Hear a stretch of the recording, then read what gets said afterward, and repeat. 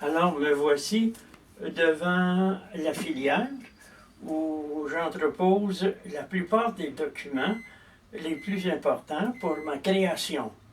Alors, je me rappelle, quand j'ai acheté cette filière, en 1979, et à cette époque, elle n'était pas pleine comme elle l'est aujourd'hui. Car, voyez-vous, quand j'ai besoin de quelque chose, je ne me fie pas nécessairement à un ordre alphabétique. Je me fie plutôt à une sorte d'organigramme architectonique. Et pour classer mes documents, voyez-vous, quand je me suis aperçu que la police me surveillait, avant de partir en voyage... C'était à quelle époque ça, André? Début des années 80. Et pourquoi la police te surveillait-elle? La police me surveillait depuis longtemps, depuis l'affaire du marquis de Sade. Oui. Et il y avait eu des perquisitions chez moi, en mon absence. On avait photocopié mes documents et je l'ai appris par un indicateur de la gendarmerie royale, car on me soupçonnait de vouloir attenter à la sécurité nationale. Mais pourquoi est-ce qu'on t'associait au FLQ à ce moment-là? Tu n'étais pas du tout impliqué à ce niveau-là? Oui. Oui. Car, voyez-vous, un philosophe comme moi est un homme qui défend la liberté de penser. Oui. Or, quand j'ai appris en 1968 que Pierre Vallière, l'auteur de Nègre blanc d'Amérique, Oui. était retenu sans raison, sans qu'on ait réussi à prouver quoi que ce soit contre lui, en prison. Et je suis allé le défendre en tant qu'expert. Mon but, c'était de montrer, comme expert de la revue internationale Dialogue, publié en français et en anglais, que le livre de Pierre Vallière, Nègre blanc d'Amérique, n'était pas susceptible de soulever une révolution et de créer de la violence. Mm-hmm. C'était plutôt un livre qui racontait sa vie et la façon dont il en était arrivé à soutenir l'indépendance du Québec. Vous devinez bien que je n'avais aucun souci de l'indépendance du Québec. Oui. Mais je tenais à donner mon appui à Pierre Vallière, dont la liberté était brimée sans raison. Mm-hmm. Là, ici, c'est une grande injustice commise envers lui que de l'avoir gardé 3 ans en prison pour finalement le libérer parce qu'on ne pouvait rien démontrer. Oui. Alors, depuis ce temps-là, j'ai eu des mésaventures qui se sont succédées au fil des ans. On a tenté d'installer chez moi un appareil pour enregistrer nos conversations dans la maison. Mm-hmm. C'est toute une odyssée, ça. Et finalement, quelqu'un était venu photocopier tous mes documents dans cette filière. Mm-hmm. Et ce qui s'est produit, c'est que je ne pouvais plus me fier à n'importe qui. Mm-hmm. Je tenais à savoir qui venait me voir et comment et pourquoi. Alors, je tirais un de mes cheveux, je l'installais ici, je refermais la filière, la barrais avant de partir en voyage, et quand je revenais, lorsque je découvrais que le cheveu n'était plus là, je me disais, tiens, j'ai eu de la visite. Quelqu'un est venu ouvrir ma filière.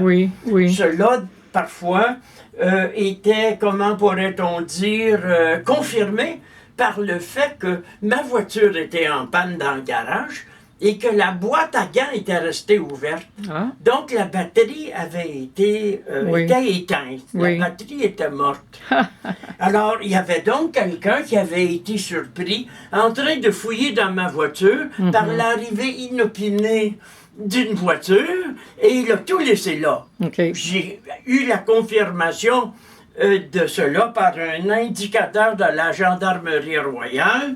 Plusieurs années après, alors que l'homme en question était sur son lit de mort et qu'il voulait m'avouer qu'il avait fallu 11 membres de la gendarmerie pour effectuer un travail de photocopie de tous mes documents. Mais ces documents-là, André, ils sont composés de quoi? Là? Peux-tu nous donner, en sortir quelques-uns, nous donner un exemple? Là? Ils sont composés de tout ce qui peut se retrouver dans mon esprit.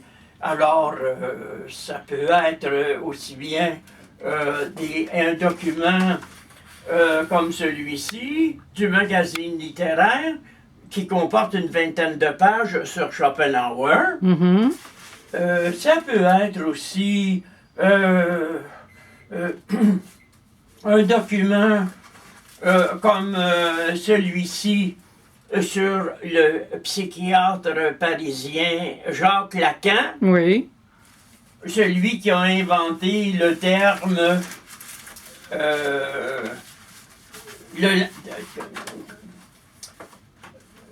mon Dieu, c'est le par-l'être. Ah bon. Le par-l'être. Oui. Alors, que je lui ai emprunté tout en mentionnant sa source. Ça peut être un document sur la littérature féminine, Oui. le porno littéraire. Oui. Il y a des femmes comme Nelly Arcan, Dariussec, Christine Angot, Virginie Despentes, OK. qui se sont illustrées dans le langage cochon, au point qu'on a soutenu à la Sorbonne Oui. une thèse de doctorat Oui. intitulée Introduction à la pensée cochonne. C'est donc une consécration universitaire de grand calibre. OK. Et j'ai aussi ici, voyez-vous, dans toute cette section-ci, les documents de tous les articles, ou presque, qu'on a écrits sur moi. Oui. Je ne sais pas si je vais pouvoir retrouver, bien sûr, j'ai ici un document. Oui, en 60 ans, il y en a eu beaucoup. De plusieurs livres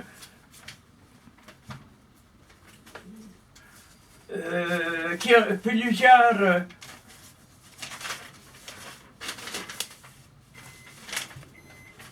articles de la presse. J'ai mis quelque chose dans le four micro-ondes et c'est pour ça que la sonnerie se fait entendre à l'occasion. 1973. Oui. Alors que pour une grandeur française et nord-américaine. Alors, c'est de quoi j'avais l'air. Attends un petit peu, là. On voit pas très bien. Oui. Je zoome. OK, avec ta moustache, tu Oui, j'avais une moustache à cette époque-là. Alors, évidemment, j'ai des articles des grands journaux du Québec. J'ai même un article dans la revue Psychologie de France. OK. Mais là, ces articles-là, ces dossiers-là, c'est pas uniquement dans la première rangée du haut, là.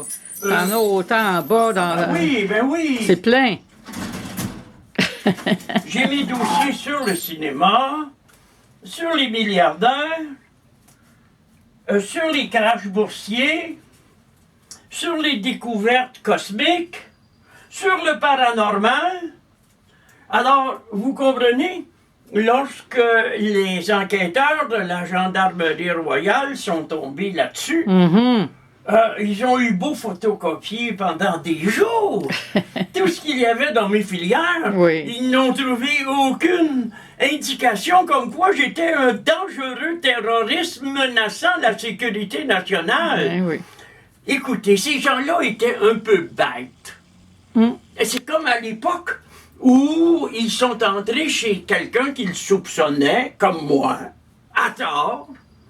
Et comme beaucoup de terroristes québécois du FLQ s'étaient sauvés à Cuba, ces gens-là découvraient un livre dans la bibliothèque de la personne qu'ils visitaient Oui.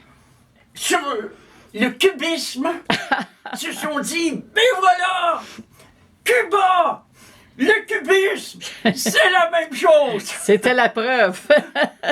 Alors vous comprenez bien que ces filières-là m'ont accompagné toute ma vie. J'ai même des documents remontant à l'époque où Tennessee Williams faisait ses premières armes au théâtre. Ah.